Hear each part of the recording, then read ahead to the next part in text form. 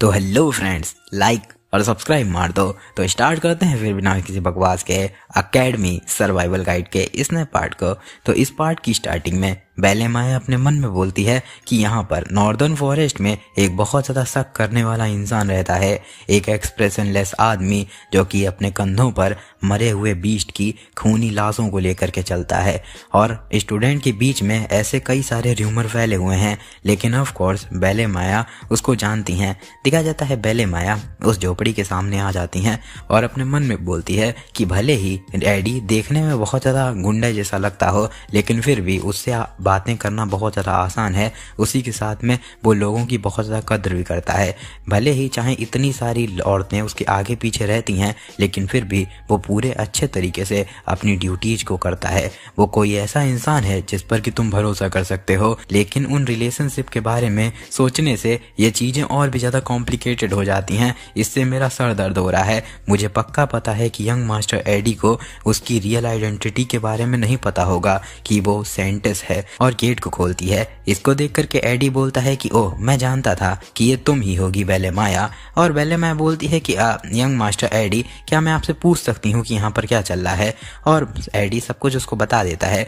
बेले माया बोलती है कि हाँ, थैंक यू आपकी एक्सप्लेनेशन के लिए, लेकिन फिर भी मेरे हिसाब से मुझे काइल को जल्द ही ले जाना चाहिए, क्योंकि अगर हम लोग अभी नहीं ले जाएंगे तो स्नो स्टॉर्म और ज़्यादा तेज हो जाएगा, जिससे यहाँ से निकलना और ज़्यादा मुश्किल हो जाएगा। और एडी बोलता है कि हाँ, चीज़ें सेंस बना रही हैं। मेरे हिसाब से आप जैसा कोई जो कि ऑफिस हॉल में इस पोजीशन में है, उसको ऑफिस हॉल से इतनी ज़्यादा दूर नहीं रहना चाहिए। इसको सुनकर के बेले माया बोलती हैं कि हाँ, ये भी सही बात है। एडी अपने मन में बोलता है कि जिस कारण से सेंटेंस यहाँ तक आई वो रीजन ये है कि उसने अपना बेस्ट ट्राई किया था। लेकिन ये बहुत ज़्यादा अजीब बात है, काइल की ट्रू आइडेंटिटी बहुत ज़्यादा आगे जा कर के रिवील होनी चाहिए, और मैं अभी उसको रिवील नहीं करना चाहता हूँ, लेकिन वो मुझ पर शक कर रही है। और बोलता है कि मैं अपने रूड बिहेवियर के लिए माफ़ी मांगता हूँ। सेंटेस, प्लीज़ चेयर को नीचे रख दो, प्लीज़ उसको जल्दी से नीचे रख दो। इस पे क्लेयर बोलती है कि हाँ ठीक है। और फिर दोनों के दोनों लोग बहुत ज़्यादा चौंक जाते हैं। क्लेयर दोबारा से अपनी कुर्सी उठा लेती है और बोलती है कि क्या सेंटेस? और बेले माया भी बोलती है कि क्या सेंटेस, और पूछती है कि क्या तुम्हें पहले से पता है? एडी बोलता है कि हाँ, मैं टेलस ऑर्डर का एक फॉलोवर हूँ और वहीं से बैप्टाइज्ड किया गया हूँ। तो फिर ये चीज़ें सेंस बना रही हैं कि जब उसके ऊपर स्पेल नहीं थी तो मैंने उसको आसानी से पहचान लिया। प्लीज़ पहले जल्दी से जल्दी चेयर नीचे रख दो। इसको सुनकर के क्लेयर बोलती है कि ठीक है। एडी अपने मन में बोलता है कि मैंने अपने आप को चेंज नहीं किया है और ना ही मेरे प्लान चेंज हुए हैं। मैं किसी भी हालत में मेन कैरेक्टर की स्टोरी लाइन में बिल्कुल भी नहीं जाने वाला हूँ। लेकिन फिर भी अगर ऐसा हो रहा तो सेंटेस कुछ बहुत ज़्यादा अनएक्सपेक्टेड चीज़ भी कर सकती है। तो फिर ये मेरे लिए ज़्यादा अच्छा रहेगा कि उसको ये पता हो कि मुझे पता है कि उसकी आइडेंटिटी क्या है, जिससे कि वो ज़्यादा चिंता ना करे। और बोलता है कि आपकी आइडेंटिटी को छुपाना और ऐसी जगह पर आना, पक्का ही आप बहुत ज़्यादा थक चुके होंगे ऐसी ज़िंदगी को जीते हुए, और मैं ये समझता हूँ। इसको सुनकर के सेंटेंस बोलती है कि उसके बारे में। तभी एडी वहाँ से उठ करके उसके पास में आ जाता है और बोलता है कि लेकिन आखिर तुम्हें क्या लगता है, तुम्हें देख करके क्या लगता है कि मैं अपनी ज़िंदगी को बहुत ज़्यादा फ्री तरीके से इस फॉरेस्ट में जी रहा हूँ? क्या तुम गैस कर सकती हो कि आखिर मैं किस तरीके की ज़िंदगी को जी रहा हूँ? इस पे सेंटेंस आसपास देखते हुए बोलती है कि मेरे हिसाब से इस आदमी की भी ज़िंदगी पूरे तरीके से फ्रीडम के तरीके नहीं है। ये ऐसा लगता है कि वो सिर्फ और सिर्फ सरवाइव कर रहा है। यहाँ पर हर चीज़ का एक लाइट और एक डार्क साइड होता है। फ्रीडम भी कोई अलग चीज़ नहीं है। अगर एडल कोई रोमांटिक चीज़ को देख रही है और बहुत ज़्यादा खूबसूरती को पसंद करती है, तो फिर ये इंसान है फ्रीडम का डार्क साइड। एडी बोलता है कि मैं माफ़ी मांगता हूँ जो भी मैंने किया जब तुम सेंटेंस थी, और मैंने लगता है अपने घाव को खोल लिया है। मेरे हिसाब से मुझे इसको दोबारा पट्टी करनी पड़ेगी, लेकिन मेरे हिसाब से जो चीज़ मैंने अभी तुम्हें बताई ये और कोई तुम्हें नहीं बताने वाला है। तो प्लीज़ अब तुम यहाँ से निकल जाओ। और दिखाया जाता है थोड़ी देर बाद वो लोग वहाँ से निकल जाते हैं, जहाँ पर काइल बेले माया से बोलती है कि सॉरी बेले माया कि मैंने तुम्हें यहाँ तक चलवा दिया। इसको सुनकर के बेले माया बोलती हैं कि मैं सिर्फ और सिर्फ अपनी ड्यूटीज ही कर रही थी, तो उसके बारे में चिंता मत करो। काइल अपने मन में बोलती है कि जब एक बार मैं ऑफिस हॉल लौट जाऊंगी तो फिर मैं एक गर्म कमरे के अंदर में डिलीशियस से सूप को एंजॉय करूंगी। लेकिन उस समय पर यह बर्फ के तूफान में एक झोपड़ी पूरे तरीके से एक सपना ही लगेगी। लेकिन उस झोपड़ी के अंदर में मैं अभी तक खून की स्मेल और इस दुनिया की रियलिटी को देख पा रही हूँ। मैंने कभी भी इमेजिन नहीं किया था एक ऐसा स्टूडेंट जो कि हम लोगों से लड़ने के लिए आया था, वो कभी भी इस तरीके की ज़िंदगी जी रहा होगा। मैंने सोचा था कि ये बहुत ज़्यादा बुरी चीज़ है किसी की आज़ादी को छीन लेना। इसी वजह से मैं यहाँ पर आई थी अपनी आज़ादी की तलाश में, और मेरे हिसाब से मैंने ये बहुत ज़्यादा अच्छा किया, क्योंकि मुझे कोई ऐसा इंसान मिल चुका है जिसकी कि मैं फाइनली रिस्पेक्ट कर सकती हूँ और शर्माने लगती है। पहले मैं इसको देखती है और बहुत ज़्यादा परेशान हो जाती है, अपने मन में बोलती है कि एक सेकेंड, क्या ऐसा हुआ है? नहीं नहीं, ऐसा नहीं होना चाहिए, रुको रुको, मुझे कुछ समझ में नहीं आ रहा है। अपने मन में बोलती है ये सब, और राइटर बोलता है कि ऑफ कोर्स बेले माया को ये नहीं पता है कि आखिर काइल क्या सोच रही है, तो वो चिंता के सिवाय कुछ भी नहीं कर सकती हैं। सीन शिफ्ट हो जाता है।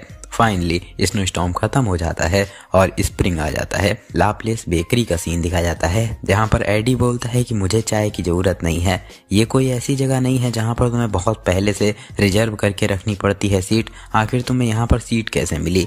इसको सुन करके लोरेथेल बोलती है कि मैं यहाँ पर कुछ काम के लिए आई थी, तो फिर मेरे हिसाब से ये बहुत ज़्यादा आसान था, और किसी से पूछती है कि ये तुम्हारे लिए ठीक है ना? मेरे हिसाब से अभी इन्वेंट्री इंस्पेक्शन में थोड़ा सा टाइम लगने वाला है। इसको सुन करके वहाँ का सेट सेफ होता है, वो बोलता है कि प्लीज़ आप जितना ज़्यादा चाहें अपने आप को कंफर्टेबल कर सकती हैं, और कोई भी चीज़ चाहिए तो तुरंत बताइएगा।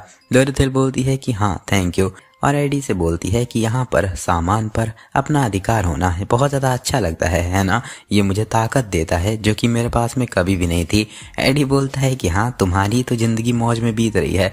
इसको सुनकर के लोरेथेल बोलती है कि ओहो, तुम कितने तो बुरे तरीके से इस चीज़ को बोल रहे हो, शायद से तुम ठीक भी हो सकते हो, लेकिन फिर भी मैं लोगों को परेशान नहीं करती हूँ। जैसा कि तुमको पता है जब बर्फ़ का तूफान आया था तो फिर डिस्ट्रीब्यूशन प्रोसेस में थोड़ी सी दिक्कत हो गई थी। लाप्लेस बेकरी ने बहुत सारा सामान ऑर्डर किया था जो कि स्नो स्टॉर्म से पहले रिसीव नहीं होना था, लेकिन जब डिलीवरी डेट पास आई तुरंत ही उन लोगों ने ऑर्डर को कैंसिल कर दिया। ये कितनी ज़्यादा गलत बात है ना? मुझे समझ में आती है कि खाना कितना ज़्यादा वैल्यूएबल होता है, लेकिन फिर भी लोगों को एटलीस्ट अपने अंदर कुछ मोरल और एथिक्स तो होने ही चाहिए। तभी वो बंदा आता है और लोरेथेल के बगल में झुक जाता है और बोलता है कि मिस प्लीज़ मेरे बारे में भी कुछ सोचिए। मुझे पता है कि मैं गलत था, लेकिन जो आइटम मैंने ऑर्डर किए हैं उनकी अगर आप थोड़ी सी क्वांटिटी कम कर दें तो फिर मैं उनको ऑर्डर कर सकती हूँ। प्लीज़ बातों को समझिए, अगर ये चीज़ें चेंज नहीं हुई तो फिर हम लोगों को। तो लोरेथेल उसकी बात को सुनती नहीं है और बोलती है कि ओह हाँ, मेरे हिसाब से मुझे दोपहर में एक लेसन के लिए जाना है, तो क्या तुम मेरे साथ में क्लास तक जाना पसंद करोगे? इसको सुन करके एडी बोलता है कि आखिर तुम कितनी ज़्यादा दयनीय हो। दिखाया जाता है वो लोग जा रहे होते हैं। लोरेथेल बोलती है कि मैं ये चीज़ करना नहीं चाहती हूँ, लेकिन फिर भी जब स्नो स्टॉर्म का टाइम आता है तो फिर हम लोगों को अपने मेन बेस से डिस्ट्रीब्यूशन को कम करना पड़ता है, तो फिर जितने हम लोग के पास में अवेलेबल फंड होते हैं वही बहुत ज़्यादा कम होते हैं। तो फिर अगर हम लोगों को नॉर्मली अच्छे खासे प्रॉफिट में रहना है तो फिर एटलीस्ट हम लोग को इतनी चीज़ तो करनी पड़ती है ताकि हम लोग प्रॉफिट में रहें। इसको सुनकर के एडी बोलता है कि मेरे हिसाब से कभी कभी तुम लोगों को भी स्ट्रगल करने की ज़रूरत पड़ती है। लोरेथेल बोलती है कि घंटा, मुझे नहीं लगता है, क्या तुम्हें पता नहीं है कि आखिर मैं कौन हूँ? मेरी स्पेशलिटी ही है रुपए को मैनेज करना, तो चिंता मत करो, सारी चीज़ें ठीक रहती हैं जब तक कि मैं यूजलेस चीज़ों पर रुपए ना बर्बाद करूं। और मेरे हिसाब से अगर मैं एक ट्रेडिंग कंपनी चला रही हूं तो फिर मुझे इतना तो हैंडल करना आना ही चाहिए। और बोलती है कि हाँ आखिर एडी तुम्हारी किताबें कहाँ हैं? इसको सुनकर के एडी बोलता है कि मुझे लाइब्रेरी पर रुक करके एक उधार लेनी पड़ेगी, मुझे यहाँ से दौड़ना पड़ेगा और मेरी ये हेल्थ के लिए भी बहुत ज़्यादा अच्छा है। इसको सुनकर के लोरेथेल बोलती है कि लेकिन फिर भी ये तो ज़्यादा रुपए की पड़ती भी नहीं है, आखिर तुम एक खरीद क्यों नहीं लेते हो? और अपने मन में बोलती है कि वेल अगर मैं सोचूं तो फिर ये एक नॉर्मल स्टूडेंट के स्टैंडर्ड से बहुत ज़्यादा है। सभी की सभी किताबें वो बहुत ज़्यादा महंगी होती हैं। फिर अपनी पर्स में देखती है और बोलती है कि आखिर सभी की सभी किताबें एक साथ कितने रुपए की पड़ेंगी? इसको सुनकर के एडी बोलता है कि मुझे पसंद आया लेकिन नो थैंक्स। आई मीन क्या गजब आर्ट स्टाइल है। और लोरेथेल बोलती है कि अब जल्द ही टाइम आने वाला है स्टूडेंट काउंसिल इलेक्शन का। इस पे एडी बोलता है कि मेरे हिसाब से तुम इस पोजीशन के लिए ट्राई नहीं करने वाली हो, तो लोरेथल बोलती है कि ट्रेडिंग कंपनी पहले आती है आफ्टर ऑल, लेकिन ऑफ कोर्स ये बहुत ज़्यादा अच्छी चीज़ रहेगी कि कोई इंसान जो कि मुझे पसंद करता हो वो स्टूडेंट काउंसिल प्रेसिडेंट बने। आखिर तुम्हारे बारे में क्या ख्याल है, मैं तुम्हें सपोर्ट कर सकती हूँ। तो एडी बोलता है कि नहीं, मैं नहीं चाहता हूँ। वेल, ये गारंटीड भी नहीं है कि मैं उस पोजीशन को पा भी पाऊंगा। इसको सुनकर के लोरेथल बोलती है कि हाँ, ये कितना तो शर्म की बात है। मैंने एक्सपेक्ट किया था कि तुम इतना तो करोगे ही, लेकिन फिर आखिर तुम्हारी बहन के बारे में क्या ख्याल है।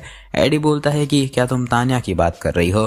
तो लोरेथल बोलती है कि हाँ, मैं बिल्कुल भी प्रिंसेस फोनिया को पसंद नहीं करती हूँ, तो फिर मेरे हिसाब से ये अच्छा ही रहेगा। इसको सुनकर के एडी बोलता है कि वेल, मैं डिटेल के बारे में बात नहीं करूँगा, लेकिन फिर भी तान्या। तभी लोरेथल बोलती है कि मुझे पता है कि ये बहुत ज़्यादा मुश्किल रहेगा उसके लिए प्रेसिडेंट बनना, इवन भले ही सभी अच्छे ग्रेड के स्टूडेंट भी उसको सपोर्ट करें, वो भले ही रूट टेलर फैमिली से आती हो, लेकिन फिर भी उन लोगों का गैप बहुत ज़्यादा है। एडी इस पे अपने मन में बोलता है कि हाँ, लोरेथल सही बोल रही है, यही चीज़ सबसे ज़्यादा सेंस बना रही है कि प्रिंसेस फोनिया प्रेसिडेंट बने, क्योंकि इस समय पर जैसी चीज़ें चल रही हैं, तान्या रूट टेलर वो थोड़ी कम ईविल है और उसको कुछ भी नहीं पता है, तो फिर वो एक वोट पाने के लिए भी हर एक चीज़ जितना ज़्यादा से ज़्यादा हो सके उतनी हद तक गिर जाएगी, लेकिन फिर भी वो उस गैप के क्लोज भी नहीं पहुंच पाएगी कि उसको थोड़ा सा भी कम कर पाए। तान्या फिर वहाँ पर बहुत ज़्यादा वोटों से हार जाएगी। तभी लोरेथल एडी के सामने आ जाती है और बोलती है कि क्या तुम प्रिंसेस को सपोर्ट करते हो। इसको सुनकर के एडी बोलता है कि मेरे बारे में मुझे नहीं लगता है, मेरे हिसाब से मैं तान्या को ज़्यादा सपोर्ट करता हूँ। इसको सुनकर के लोरेथल अदाएं दिखाने लगती है और शर्माते हुए बोलती है कि मैं ये जान करके बहुत ज़्यादा खुश हो गई, ज़्यादातर लोग प्रिंसेस फोनिया को एडमायर करते हैं, तो फिर मैं बस यही चिंता कर रही थी कि तुम भी सेम ना हो। तुम्हें पता है कि मैं तुम्हें पसंद करती हूँ, है ना। उसके पास जा करके आराम से उसके छाती पर सर रख लेती है और एकदम प्यारा सा चेहरा दिखाते हुए बोलती है कि मैं लगभग में बहुत ज़्यादा जेलस हो जाती, और एकदम उसकी आंखों में आंखें देख करके चमकदार तरीके से देखने लगती है और बोलती है कि तो क्या ये काम किया, क्या तुम्हारी दिल की धड़कनें तेज हुई, चलो रुको चेक करने दो, और चेक करने लगती है। तभी एडी उसको दूर हटा देता है। लोरेथल बोलती है कि तुम बहुत ज़्यादा दयनीय हो, क्या मैंने कुछ गलत किया। एडी बोलता है कि नहीं, लेकिन फिर भी जब तक मैं ग्रेजुएट नहीं हो जाता हूँ तब तक डेटिंग नहीं करने वाला हूँ। इसको सुनकर के लोरेथल बोलती है कि क्या जब तक तुम ग्रेजुएट नहीं हो जाते हो तो फिर उसके बाद में क्या। इस पे एडी एकदम शांत हो जाता है और लोरेथल समझ जाती है। लोरेथल बोलती है कि ओ, ये तो बहुत अच्छी इन्फॉर्मेशन है, मुझे नहीं पता है कि आखिर तुम्हारा मतलब क्या है ग्रेजुएशन से, लेकिन फिर भी अब होने में ज़्यादा टाइम नहीं बचा है, तो वेल, ये ज़्यादा टाइम नहीं है कि तुम मुझे ज़्यादा रिजेक्ट कर पाओ। एडी बोलता है कि हाँ, ग्रेजुएट करना सेफली, वेल, ये बिल्कुल भी आसान टास्क नहीं है, क्योंकि द फाइनल बॉस जो कि इस स्टोरी के एंड में आने वाला है, मेन कैरेक्टर को उसको हराना ही पड़ेगा ताकि वो शांति को दोबारा ला पाए, तभी ही मैं भी ग्रेजुएट हो पाऊंगा। क्लैरिस जो कि ऑर्डर की तरफ से आती है, प्रिंसेस फोनिया जो कि रॉयल फैमिली की तरफ से आती है, उन लोगों को मेन कैरेक्टर को सपोर्ट करना पड़ेगा, तभी जा कर के टेलर फाइनल बॉस को हरा पाएगा, द सैक्रेड लैंस ड्रैगन। और या फिर दूसरे शब्दों में कहा जाए तो फिर टेलर को जैसे जैसे सिनेरियो आगे बढ़ते हैं उसको भी आगे बढ़ना पड़ेगा और अच्छे दोस्त बनाने पड़ेंगे। फिर एडी बताता है कि क्लास प्लेसमेंट वो बहुत ज़्यादा अच्छे तरीके से गए और मुझे लगता है क्लैरिस बहुत अच्छे तरीके से अपनी आइडेंटिटी छुपा रही है। मुझे तान्या के लिए थोड़ा सा बुरा लग रहा है, लेकिन फिर भी प्रिंसेस फोनिया ही काउंसिल प्रेसिडेंट बनेगी तो फिर सारे के सारे सिनेरियो वो बैक टू नॉर्मल आ चुके हैं। तो मेरे हिसाब से अब वक्त आ गया है कि मैं थोड़े समय के लिए रेस्ट कर लूं। सीन शिफ्ट हो जाता है। कोई बोलता है कि क्या हुआ योर हाइनस। राइटर बोलता है कि भले ही एडवर्ड टेलर ने एक्सपेक्टेशन लगा रखी हैं कि सिनेरियो नहीं टूटेगा, लेकिन सिनेरियो का टूटना स्टार्ट हो चुका है। दिखाया जाता है प्रिंसेस फोनिया, वो बोलती है कि मुझे नहीं लगता है कि मैं बिल्कुल भी काउंसिल प्रेसिडेंट की पोजीशन पर जाना चाहती हूँ। राइटर बताता है कि सिनेरियो टूटना स्टार्ट हो चुका है एक लड़की के बेडरूम में। व्हाट द फक, मतलब अभी हो जाएगा ना वीडियो। सीन शिफ्ट होकर के दिखाया जाता है जहाँ पर क्लेवियस अकेला बैठा होता है और बोलता है कि डैम इट, यहाँ पर कई सारे और भी लोग हैं जो कि मेरे अलावा भी इस चीज़ को कर सकते हैं, तो फिर आखिर ये चीज़ मुझसे ही शुरू होना क्या जरूरी थी। ये बेकार सी जिंदगी, फक, आखिर क्यों, आखिर तुमने ऐसा मेरे साथ में क्यों किया। सामने दिखाया जाता है उसके पास में एक डुअल रिक्वेस्ट फॉर्म आया होता है क्लेविस बोलता है कि तुम मुझसे डुअल करना चाहते हो। लिखा जाता है जिक्स, जो कि बोलता है कि आखिर क्यों। तो इसको सुनकर के वो बंदा बोलता है क्योंकि मैं आपसे कुछ सीखना चाहता हूँ। जिक्स बोलता है कि मुझे इतने बेकार से रीजन देना बंद करो। इसको सुनकर के वो बंदा बोलता है कि मैं खुद को प्रूव करना चाहता हूँ। जिक्स बोलता है कि तुम पहले ही अपने फर्स्ट ईयर में टॉप पोजीशन को पा चुके हो, है ना। इसको सुनकर के वो बंदा बोलता है कि लेकिन ये कुछ भी मायने नहीं रखता है क्योंकि मैं सिर्फ और सिर्फ फर्स्ट ईयर में हूँ। जेनिका तीनों ईयर में टॉप स्टूडेंट है, वहीं पर एडी पता नहीं क्यों किन्हीं रीजन की वजह से फर्स्ट ईयर के फैकल्टी के बीच में बहुत ज़्यादा पॉपुलर है। उन सभी से डुअल करने वाला हूँ। ऑफ कोर्स यहाँ पर कुछ चीज़ों को करने का एक ढंग होता है। तो फिर मैंने क्लेवियस, जो कि सेकेंड ईयर का टॉप फैकल्टी है कॉम्बैट का, उसको रिक्वेस्ट भेज दी है, लेकिन ऐसा लगता है कि वो इस चीज़ को अवॉइड कर रहा है। एनीवे, अगर मैं उसके खिलाफ जीत सकता हूँ तो फिर मैंने एल्बिरा के साथ में डुअल करने का सोचा है, जो कि टॉप स्टूडेंट है अल्केमी फैकल्टी की, और उसके बाद में मैं तुम्हें रिक्वेस्ट भेजूंगा। मैंने सोचा कि चलो मैं तुम्हें ये पहले ही बता सकता हूँ। इसको सुनकर के जिक्स बोलता है कि लेकिन क्यों, आखिर मैं ही क्यों, मैं तो एक टॉप स्टूडेंट भी नहीं हूँ। इसको सुनकर के वो बंदा बोलता है कि वेल, क्योंकि यहाँ पर जो सेकेंड ईयर का टॉप स्टूडेंट है वो मेरे क्वेश्चन का जवाब नहीं दे रहा है, तो फिर इसका मतलब ये है कि उसके बाद में तुम ही टेक्निकली सेकेंड ईयर के टॉप स्टूडेंट बनते हो। इस पे जिक्स हंसते हुए बोलता है कि हाँ, तुम थोड़े से घमंडी लगते हो। एनीवे, अगर तुम मुझे हराने के बाद में जेनिका, उसके बाद में एडी को हराने वाले हो, है ना, ऐसा लगता है कि तुम्हें पहले सिल्वेनिया में आकर के ये सीखना पड़ेगा कि तुम हमेशा ही ठीक नहीं होते हो। इसको सुनकर के वो बंदा बोलता है कि मुझे नहीं लगता है कि मुझे हराना बिल्कुल भी आसान होने वाला है।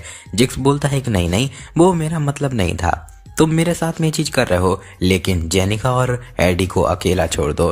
तुमने लगता है कुछ चीज़ गलत समझ ली है, तुम इवन क्लेवियस को भी नहीं हरा पाओगे। पहले तुम सच्चाई को मानना सीखो अगर तुम मुझे हराना चाहते हो। इस पे वो बंदा बहुत ज़्यादा गुस्सा हो जाता है। सीन शिफ्ट हो जाता है, जहाँ पर जिक्स बाहर जाता है, तभी एडी उससे बोलता है कि ओए जिक्स, क्या हाल चाल, वैसे तुमने लाइब्रेरी में बहुत ज़्यादा अच्छा काम किया। और बोलता है कि क्या वेड, जो कि फर्स्ट ईयर का टॉप स्टूडेंट है। तो जिक्स बोलता है कि हाँ, वो सभी लोगों को डुअल रिक्वेस्ट फॉर्म भेज रहा है, जो कि एकेडमिकली ठीक है, और ऐसा लगता है कि वो तुमसे भी फाइट करना चाहता है। एडी अपने मन में बोलता है कि जितना दूर तक मैं जानता हूँ उस हिसाब से वेड, कॉलन मूर, उसके चैलेंजर्स वो थर्ड एक्ट में सीन 5 से स्टार्ट होने वाले हैं, लेकिन ये पहले से कैसे स्टार्ट हो गए। Episode 3, the failed swordsman of Sylvania, election of council president. और मतलब यार ये बताओ, इसका नाम फेल्ड स्वॉर्ड्समैन क्यों है? इसका मतलब देखो, अपना टेलर है, क्या वो फाइनल बॉस से जो हार जाता होगा, इसी वजह से क्या इसका नाम फेल्ड स्वॉर्ड्समैन रखा गया है? अब पता नहीं, कुछ भी हो सकता है। शायद से इसी वजह से मतलब अपने मेन कैरेक्टर को लास्ट स्टोरी ना पता हो, और तो फिर वो आगे जा करके बॉस को हराए, कुछ ऐसा हो सकता है। पता नहीं, मैं बस गेस मार रहा हूँ। और एक ऐसा नॉर्दर्न बॉर्डर टेरिटरीज का कमांडर का बेटा, जो कि बचपन से ही स्वॉर्ड्समैनशिप में बहुत ज़्यादा टैलेंटेड था, वेड, जो कि बहुत ज़्यादा आसानी से फर्स्ट ईयर में टॉप स्पॉट को पा लेता है, लेकिन फिर भी वो सेटिस्फाई नहीं था, तो वो अपने सीनियर को भी चैलेंज करने लगता है, और अंत में वो एक के बाद एक सभी लोगों को आसानी से हरा देता है, इवन जिक्स को भी। ये अलग बात है कि जिक्स उस समय पर पहले से ही एक लड़ाई की वजह से थका हुआ था, तो ये उसके लिए बहुत ज़्यादा अनफेयर था, लेकिन फिर भी आखिर में एक हार तो एक हार ही होती है। वेड जब बहुत ज़्यादा गुस्से में होगा और उसको रोकने वाला कोई दिख नहीं रहा होगा, उस समय पर टेलर सामने आएगा और उसको रोक देगा, जो कि पहले से बहुत ज़्यादा इम्प्रूव हो चुका है। जिक्स बोलता है कि मैंने सुना है कि आज रात को नए स्टूडेंट की वेलकम पार्टी के लिए फेस्टिवल हो रहा है, क्या तुम उसको देखना चाहोगे? इसको सुनकर के एडी बोलता है कि नहीं, आज नहीं, आज मुझे कहीं और जाना है, और अपने मन में बोलता है कि मैं जानता हूँ कि आखिर वेड कैसा दिखता है, और बोलता है कि थैंक यू, तुमने मुझे पहले ही इसका नोटिस दे दिया, तुम भी अपना ख्याल रखना। तो जिक्स भी बोलता है कि ठीक है, और एडी वहाँ से जाने लगता है और बोलता है कि वैसे मैं पहले इन चीज़ों से बिल्कुल ही दूर रहता था, लेकिन ये स्कूल इतना ज़्यादा एनर्जेटिक है, इससे मेरे अंदर भी एनर्जी आ रही है। सच में ये नए सेमेस्टर का एटमॉस्फेयर वो बहुत ज़्यादा रिफ्रेशिंग है, जिससे कि मुझे बहुत ज़्यादा अच्छा लग रहा है। तभी जिक्स पीछे से बोलता है कि क्या मुझे उसको वो भी बता देना चाहिए था? मैंने कुछ दिनों से नोटिस किया है, क्योंकि हम लोग सेम ही क्लास में पढ़ते हैं, तो मैं उसको कई बार देखता रहता हूँ, लेकिन प्रिंसेस फोनिया वो बहुत ज़्यादा डिप्रेस टाइप में रहती है, और जब भी मैं किसी से बात कर रहा होता हूँ और एडी की बात सामने आती है, तो वो हर चीज़ को सुन रही होती है, जैसे कि जिक्स उसके पीछे बैठ करके एडी का नाम लेता है, जिसको देख करके प्रिंसेस बहुत ज़्यादा घबरा टाइप में जाती है और जिक्स मन में बोलता है कि वो बहुत ज़्यादा अच्छे तरीके से उस नाम को जानती है जिससे वो दूर से ही सुन लेती है। वेल मेरे हिसाब से ऐसा नहीं है कि ये आज हम लोग का आखिरी बार है जो हम लोग मिल रहे हैं, तो मेरे हिसाब से सारी चीज़ें ठीक रहेंगी और मेरे हिसाब से मुझे और ज़्यादा इस चीज़ को देखना चाहिए, उसके बाद में उसको सारी चीज़ बतानी चाहिए। फिर राइटर बताता है कि उसके बाद में धीमे धीमे गर्मी आना स्टार्ट हो गई। नॉर्दर्न फॉरेस्ट की सीनरी इतनी ज़्यादा अच्छी थी कि हर कोई उसको देखना चाहेगा। तभी एक बटरफ्लाई उड़ करके अपनी लूसी के नाक पे बैठती है आकर के और लूसी बहुत ज़्यादा क्यूट तरीके से उसको सू सू करके एकदम भगा देती है और पीछे से जेनिका बोल रही होती है कि तुम सच में बहुत ज़्यादा फास्ट इंप्रूव करते हो, और जैसे टीचर पढ़ा रहा होता है वैसे कुछ बता रही होती है एक बोर्ड पर और बताती है कि और हाँ तुम्हारे जो कनेक्शन है वो भी अब पहले से बहुत ज़्यादा अच्छे होते जा रहे हैं और इवन अब तुमने मेरिल्डा के साथ में भी कॉन्टेक्ट बना लिया है, तो मेरे हिसाब से तुम्हें अब एक मिड रैंक के स्प्रिट के साथ में भी कॉन्टेक्ट बना लेना चाहिए। कोई भी ये चीज़ भरोसा नहीं करेगा कि तुमने ये सारी की सारी चीज़ें सिर्फ और सिर्फ एक ही साल के अंदर में करी हैं। इस पे एडी अपने मन में बोलता है कि जेनिका अपने इस रूप को टीचर जेनिका मोड कहती है। ये बहुत ज़्यादा क्यूट सुनने में लगता है और उसको देख करके लगता है कि वो सोचती है कि ये बहुत ज़्यादा सम्मान की बात है, तो मेरे हिसाब से मुझे भी उसके साथ में ही खेलना चाहिए और ताली बजाने लगता है और बोलता है कि वाह वाह ये सिर्फ और सिर्फ इसी वजह से है क्योंकि मेरे पास में इतना अच्छा टीचर जो है। इसको सुन करके जेनिका और खुश हो जाती है और बोलती है कि हाँ हाँ। और जेनिका बोलती है कि ज़्यादातर जो भी लोग मिड रैंक के स्पिरिट के साथ में कॉन्टेक्ट बनाते हैं तो फिर उन लोगों को माउंटेन्स और वैलीज में घूमना पड़ता है और एक स्पिरिट ढूंढनी पड़ती है जो कि उनके तरीके ही मैच करे। तुम बिना सोचे समझे सिर्फ एक माना के दम पर ही कांटेक्ट नहीं बना सकते हो, तुम्हें एक ऐसा स्पिरिट ढूंढना चाहिए जो कि तुम्हारे मैजिक के फ्लो के साथ में मैच करे। इस पे एडी बोलता है कि जब मैंने मेरिल्डा के साथ में कांटेक्ट किया था तब मैंने इसके बारे में कभी नहीं सोचा था।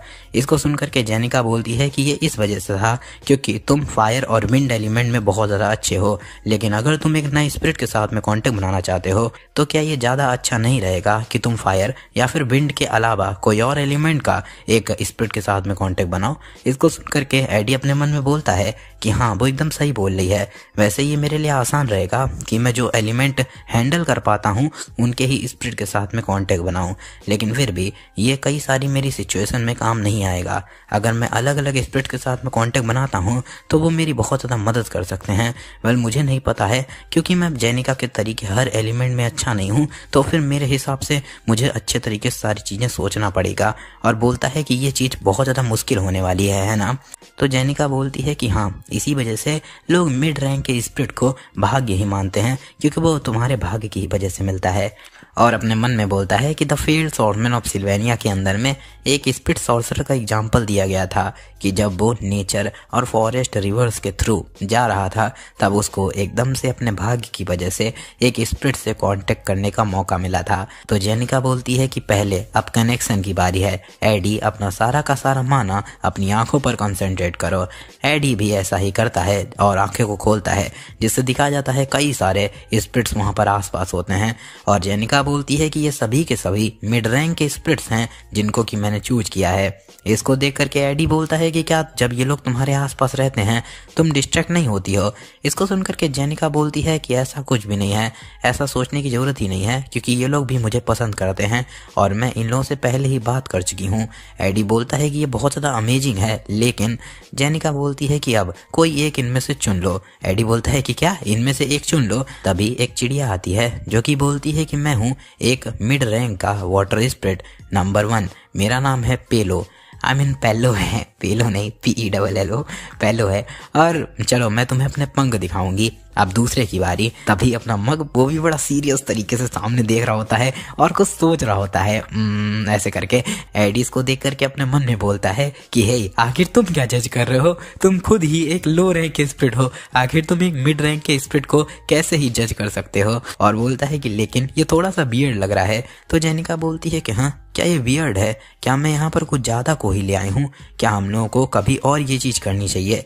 तो एडी बोलता है कि नहीं नहीं ऐसा कुछ भी नहीं है। और मग बोलता है कि यंग मास्टर एडी आपको नेक्स्ट स्पिरिट को देखना चाहिए। एडी अपने मन में बोलता है कि आखिर अब मेरे जो भाग्य से मुझे स्पिरिट मिलने वाला था आखिर उसका क्या मतलब है, क्या ये तरीका बिल्कुल ठीक है, ये तो मुझे भाग्य से मिल ही नहीं रहा है। और सीन शिफ्ट हो जाता है वेलकमिंग फेस्टिवल का सीन दिखाया जाता है। ये बहुत ज़्यादा नए स्टूडेंट के बीच पॉपुलर है, लेकिन टॉप स्टूडेंट थर्ड ईयर की जेनिका फेलवर वो कुछ पर्सनल रीजन की वजह से इसको अटेंड नहीं कर पा रही है। पर्सनल रीजन आजी घंटा वो अपने एडी को स्पिरिट लेसन्स दे रही है। टॉप स्टूडेंट सेकेंड ईयर की लूसी मैरियाल वो भी इसको अटेंड नहीं कर पा रही है कुछ पर्सनल रीजन की वजह से। पर्सनल रीजन आजी घंटा सोना उसका जरूरी है।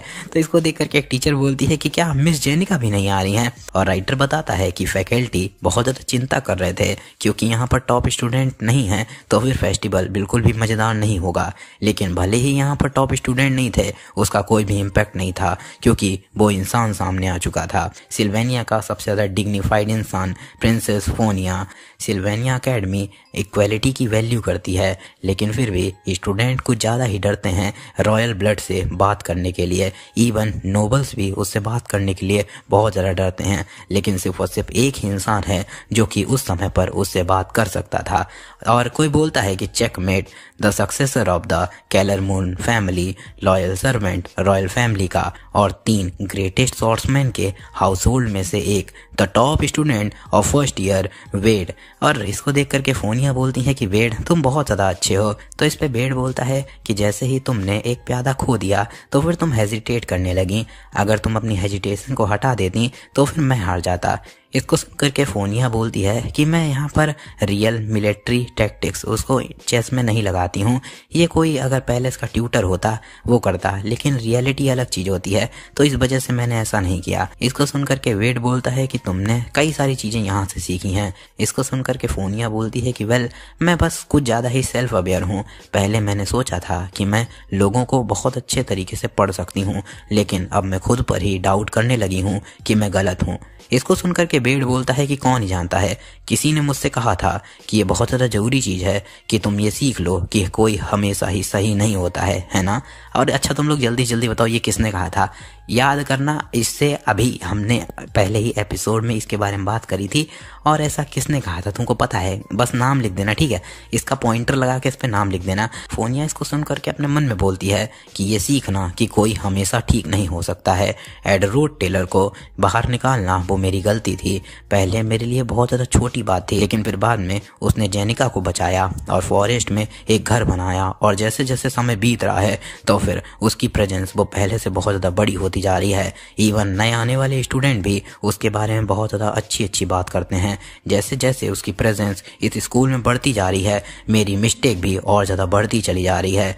तुम कभी कभी गलत हो सकते हो, ये एक ऐसी चीज़ है जो कि ज़िंदगी के हर लम्हे पर अप्लाई होती है, सिर्फ और सिर्फ सिल्वेनिया में ही नहीं। लेकिन अगर मैं बच्चों के तरीके एक्टिंग करती रहूँगी तो फिर ये बेकार ही रहेगा, कुछ भी ठीक नहीं होने वाला है, चाहे मेरा क्लास या फिर सोशल स्टेटस चाहे जो भी हो। लेकिन मैं लैंड ऑफ लर्निंग में आई हूँ यहाँ पर सीखने के लिए, तो मेरी ड्यूटी है कि मैं नई नई चीज़ें सीखूँ। और बोलती है कि सच में ये मेरे लिए बहुत ज़्यादा हेल्पफुल था, क्या हम लोग को दोबारा से इसको स्टार्ट करना चाहिए। और अपने मन में बोलती है कि मैं अपनी गलतियों से हमेशा के लिए भाग नहीं सकती हूँ, है ना, ये बहुत ज़्यादा पागलों जैसी बात रहेगी। अभी मुझे सिर्फ और सिर्फ 4 ही दिन लगेंगे सारी चीज़ें ठीक करने में, उसके बाद में मैं नॉर्दर्न फॉरेस्ट में उस झोपड़े के अंदर जा सकती हूँ। हम लोग आग के पास में बैठेंगे और बिल्कुल आराम से बात कर सकेंगे। और राइटर बोलता है कि प्रिंसेस फोनिया को बहुत ज़्यादा अच्छा लग रहा था, ऐसा लग रहा था कि जो नया स्प्रिंग आया है वो बहुत ज़्यादा अच्छा और सुहावना होने वाला है। जब तक तीसरे दिन की सुबह पर उसके कानों में ये खबर पहुंची कि एडवर्ड टेलर वो मर चुका है, और वहीं से सीन शिफ्ट हो जाता है। दिखा जाता है तान्या जो कि अपने फादर को लेटर लिख रही होती है और बोलती है डियर रिस्पेक्टेड फादर ग्रीटिंग, क्योंकि आप बहुत ज़्यादा टाइम इंपीरियल कासल में बिताते हैं, इस वजह से अब मुझे आदत पड़ गई है कि मैं क्या डेली करती हूँ इसको लेटर्स में लिख करके भेजने की। लेकिन फिर भी ये चीज़ नोट करने वाली है कि अब मैं ये रोड टेलर फैमिली से नहीं भेज रही हूँ बल्कि सिल्वेनिया एकेडमी से भेज रही हूँ। भले ही यहाँ पर कई सारी चीज़ें थीं जिनकी कि मुझे पहले आदत नहीं पड़ी थी, क्योंकि ये पहली बार है कि मैं घर से दूर रह रही हूँ, लेकिन फिर भी मैं कभी भी ये नहीं भूलूंगी कि मैं रोड टेलर फैमिली से आई हूँ और अपने सम्मान को बना करके रखूँगी। यहाँ पर एक समय था जिस टाइम पे मेरे लिए बहुत ज़्यादा मुश्किल हो गया था उस बिजी शेड्यूल में एडजस्ट करना, क्योंकि स्कूल के काम की इंटेंसिटी और स्कूल का एटमॉस्फेयर जिसमें कि सभी लोगों को समान ट्रीट किया जाता है। हाँ, इसी के बारे में तो सिल्वेनिया जानी जाती है और दोस्तों की बात करी जाए, वैसे मेरे हिसाब से कुछ दोस्त हैं जिनको कि तुम स्कूल फ्रेंड्स बोल सकते हो, और मैं बहुत ज़्यादा मेहनत कर रही हूँ अपने गोल्स के लिए, जो कि मैं घर से निकलने से पहले आपको कॉन्फिडेंटली बोल करके आई थी। उसी के साथ में मेरे प्लान के ऊपर, जहाँ पर मैं सबसे ज़्यादा छोटी यंगेस्ट स्टूडेंट काउंसिल प्रेसिडेंट बनूंगी, मैं थोड़ी सी चिंता में हूँ, क्योंकि मैंने सुना है कि प्रिंसेस फोनिया, जिसको कि सभी लोग एडमायर करते हैं, वो इलेक्शन लड़ने वाली हैं। लेकिन फिर भी मैं अपना बेस्ट ट्राई करूँगी, चाहे जो भी हो जाए। हाँ, मैं लोरेथिल से भी मिली थी, भले ही वो ज़्यादा बड़ी नहीं है, लेकिन फिर भी ऐसा लगता है जैसे कि वो एक परफेक्ट मर्चेंट है। सेज के सील्ड ग्रीम्योर को खरीदने का नेगोशिएशन जल्द ही स्टार्ट हो जाएगा, और मैं अभी भी चिंता कर रही हूँ क्या सच में ये ठीक रहेगा कि मैं फैमिली के रिप्रेजेंटेटिव के रूप में वहाँ पर जाऊँ। और अगर बात करी जाए उसके बारे में, वैसे मुझे उसको यहाँ पर मेंशन तो नहीं करना चाहिए, क्योंकि आपने उसको फैमिली से बाहर निकाल दिया है, क्योंकि वो हमारी फैमिली के ऊपर एक धब्बा है। लेकिन फिर भी अगर मैं उसके बारे में मेंशन करूँ, ऐसा लगता है कि भाई बहुत ज़्यादा हार्ड वर्किंग और बहुत ज़्यादा अच्छा हो चुका है। ये ऐसा हो चुका है जैसे कि वो पूरे तरीके से एक अलग ही इंसान बन चुका है। सच बताऊं तो फिर मैं पहले छोटी थी, तो इस वजह से मुझे सही से अपनी मेमोरीज याद नहीं है। शायद से मैं गलत भी सोच रही हो सकती हूँ, लेकिन अभी मुझे एक अजीब सा सपना आया था जब मैं छोटी थी। उस सपने के अंदर में हमारे रेजिडेंट के पीछे एक छोटी सी पहाड़ी के ऊपर में कई सारे अच्छे अच्छे फूल थे, और मैं उन फूलों की सुगंध के बीच में आराम से चलती जा रही थी। और उस समय पर दो लोग मेरे हाथ को पकड़े हुए थे। पक्का ही उन दोनों में से एक हाथ आरवेन का था, तो दूसरा वो भरोसेमंद हाथ वो पक्का ही आपका होगा, है ना फादर। और शायद से जब आरवेन जिंदा था तब एडी भी इतना ज़्यादा दुष्ट और बेकार नहीं था। अगर ऐसा है तो फिर शायद से ऐसा हो सकता है कि एडी पूरे तरीके से चेंज नहीं, बल्कि वो पहले जैसा था वैसे ही वापस आ चुका है। उस रात के सपने ने मुझे कई सारे कॉम्प्लिकेटेड थॉट्स दे दिए। आपकी प्यारी बेटी की तरफ से तान्या रूट टेलर दिखाया जाता है एक चाकू, जो कि डेडली पॉइजन मैजिक से बंधा होता है, सील ऑफ डेडली पॉइजन। अगर इसका एक छोटा सा कट भी किसी इंसान की बॉडी पर लग जाएगा तो वो तुरंत ही दर्द के कारण बहुत ज़्यादा बुरे तरीके से मर जाएगा। तो वो फैमिली हेड बोलता है कि मैंने पहले ही तान्या को एक रिस्पॉन्स भेज दिया है। एक्चुअली मैं इसका नाम भूल गया हूँ, मुझे सही से याद नहीं आ रहा है इसका नाम क्या है। और बोलता है कि स्टूडेंट काउंसिल प्रेसिडेंट इलेक्शन, उसी के साथ में सेज के सील्ड ग्रीम्योर का नेगोशिएशन, जो कि लोरेथिल के साथ में है, ये उसके लिए बहुत ज़्यादा मुश्किल चीज़ होगी कि वो उसको खुद ब खुद हैंडल कर पाए। तो इसी वजह से मैं अपने कुछ वेसल्स को भेज रहा हूँ जिस पर कि वो भरोसा कर सकती है। लेकिन क्योंकि सिल्वेनिया नॉर्मली कभी भी किसी फैमिली को उनके वेसल बेचने को अलाउ नहीं करती है, लेकिन फिर भी क्योंकि ये बिजनेस का कारण है, इस वजह से एकेडमी ने इसको अलाउ कर दिया है। तो फिर अब तुम लोग अपने रास्ते पर जा सकते हो। तो वो लोग वहाँ से चले जाते हैं, और वो फैमिली हेड अपने हाथ से ग्लव्स हटाता है और देखता है और बोलता है कि अभी भी मुझे इसकी सही तरीके से आदत नहीं पड़ी है। उसके बारे में बताया जाता है कि ये एक हाईएस्ट रैंक का मैजिक है, कॉज एंड इफेक्ट डिटर्मिनेशन। इससे पहले ही तुम अपने किए हुए काम जो तुम करने वाले हो उसका रिजल्ट देख सकते हो। और बोलता है कि क्या यहाँ पर कोई और चॉइस नहीं है कि बहुत सारे माना का यूज करे बिना भी तुम इसको एक्टिवेट कर पाओ। ये बहुत ज़्यादा शर्म की बात है कि मैं इसको ज़्यादातर यूज नहीं कर सकता हूँ। ये डेफिनेटली ही एक एब्सोल्यूट पावर है। जब तुम कोई एक इम्पॉर्टेंट टास्क करने जा रहे होते हो तो फिर कोई चीज़ जो कि तुमने करी है उसका यूज करके तुम आगे के फ्यूचर को देख सकते हो और उसके रिजल्ट को कंफर्म कर सकते हो। दिखाया जाता है कोई जाता है और एडी के चाकू घुसेड़ देता है। इस पे एडी की हालत खराब हो जाती है। पीछे से जेनिका आती है चिल्लाते हुए एडी पीछे एक पहाड़ी में गिरने लगता है। जेनिका चिल्ला रही होती है एडी एडी एडी, लेकिन उसका हाथ नहीं पकड़ पाती है। एडी नीचे गिर पड़ता है। जेनिका शांत हो जाती है, फिर बहुत ज़्यादा गुस्से में पीछे की तरफ मुड़ करके देखती है। इस पे क्रैपिन रोड टेलर बोलता है कि वैसे ये फीलिंग उतनी भी ज़्यादा अच्छी नहीं है, लेकिन फिर भी ये एक ऐसा सेक्रीफाइस है जो कि बहुत ज़्यादा ज़रूरी है। सीन शिफ्ट हो जाता है। एडी की मौत के 3 दिन पहले का सीन दिखा जाता है, जहाँ पर तान्या बोल रही होती है इम्पॉसिबल, आखिर ऐसा कैसे हो सकता है। प्रिंसेस फोनिया कुछ ज़्यादा ही पॉपुलर है कि सभी के सभी लोग क्लियोल एम्पायर के उन्होंने उसके नाम को एक ना एक बार तो सुना ही होगा। अगर प्रिंसेस फोनिया सच में इलेक्शन में कम्पीट करेगी तो फिर चाहे जो भी हो जाए मेरे जीतने के चांसेस वो 0 ही हैं। ऑफ कोर्स मैं रियलिटी और इल्यूजन में अंतर अच्छे तरीके से समझती हूँ। ये बहुत ज़्यादा शर्म की बात है, मुझे गिव अप करना पड़ेगा। तभी जिक्स आता है और बोलता है कि ओह तान्या, क्या तुम्हारी एलिमेंटल स्टडीज़ स्टार्ट हो गई हैं? क्या कोई चीज़ तुम्हें क्लासेस के दौरान परेशान कर रही है? चलो आज हम लोग एल्का के साथ में चाय पीते हैं चल करके। पीछे से उसके बच्चे बोलने लगते हैं कि वाह ये तो जिक्स है, क्या ये पूरी एकेडमी में सबसे ज़्यादा स्ट्रॉन्गेस्ट इंसान नहीं है? तान्या ने उससे हाय कहा। तभी लोरेथेल आती है और बोलती है कि हाय तान्या, आखिर तुम क्या कर रही हो? हमारे हिसाब से हम लोग को नेगोशिएशन कर लेनी चाहिए सेज के सील्ड ग्रूमियर के ऊपर में। आखिर तुम्हारे लिए कौन सा टाइम ठीक रहेगा? जो भी हो मुझे बता देना, मैं सारी चीज़ें सेटअप कर दूंगी, ठीक है? तो जब हो मन आ जाना। और इसको देख करके वो बच्चे बोलते हैं कि वाह क्या वो लोरेथेल नहीं है? तान्या ने एक एल्टी ट्रेडिंग कंपनी के एग्जीक्यूटिव को हाय कहा।